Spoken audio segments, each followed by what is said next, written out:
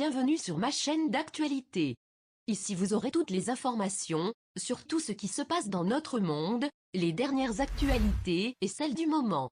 N'hésitez pas à vous abonner, et à activer la cloche de notification pour ne rater aucune des prochaines vidéos.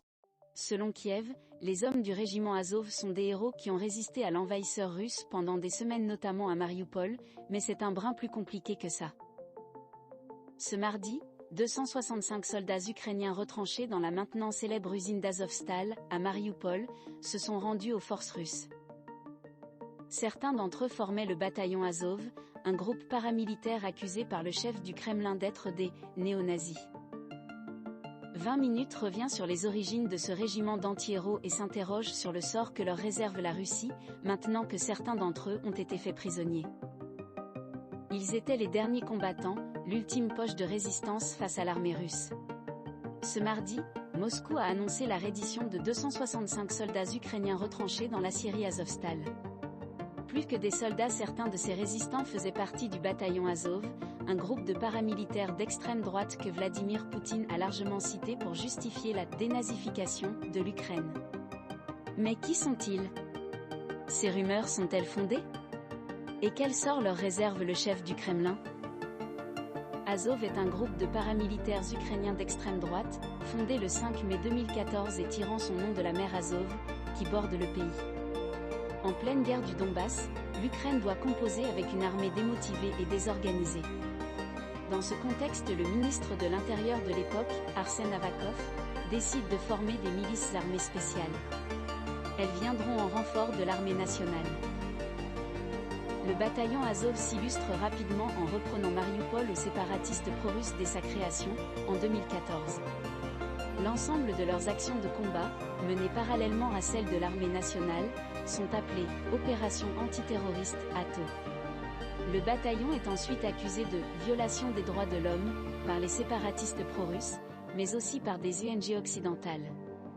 Si, à l'origine, ce régiment comptait une poignée d'hommes dans ses rangs, aujourd'hui il serait constitué de 3500 à 5000 combattants, selon Libération. L'origine du bataillon Azov, on retrouve un homme, Andrei Biletsky. Et c'est la réputation houleuse de ce dernier qui va forger l'image ultranationaliste du régiment.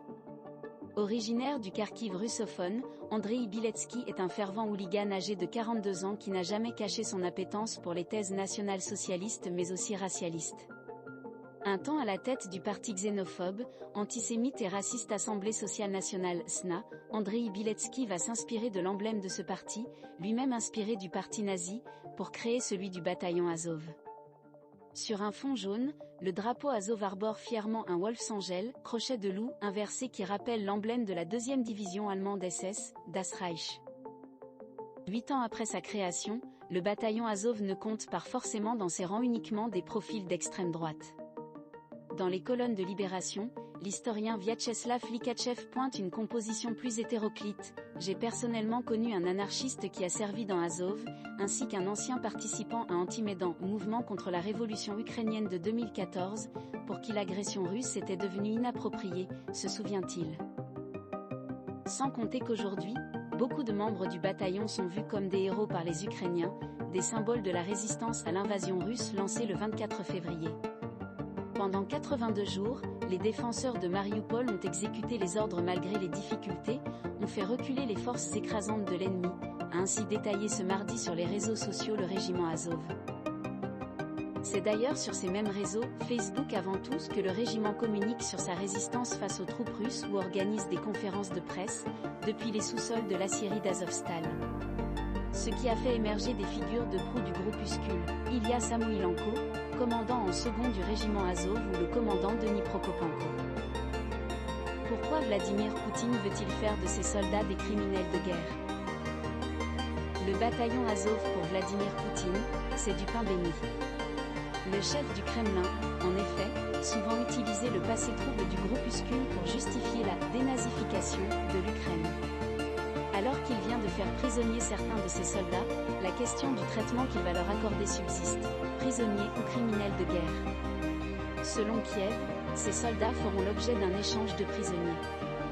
De notre côté, nous pouvons dire que les négociations sont toujours en cours, a ainsi déclaré la vice-ministre ukrainienne de la Défense, Anna Maliar. Le président de la Chambre basse du Parlement, Vyacheslav Volodine, sans parler du cas de Mariupol en particulier, a, pour sa part, assuré sur son compte Telegram que les criminels nazis ne devaient pas faire l'objet d'un échange de prisonniers. Le procureur général de Russie aurait, lui, demandé à la Cour suprême de qualifier le régiment Azov des « organisations terroristes », rapporte l'agence Interfax, citant le site internet du ministère de la Justice. La Cour suprême de Russie doit examiner cette demande le 26 mai prochain.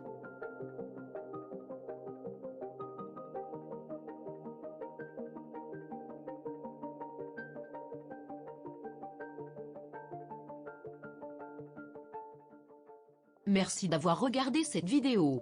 N'oubliez pas de mettre un like, partager. À bientôt pour une nouvelle vidéo.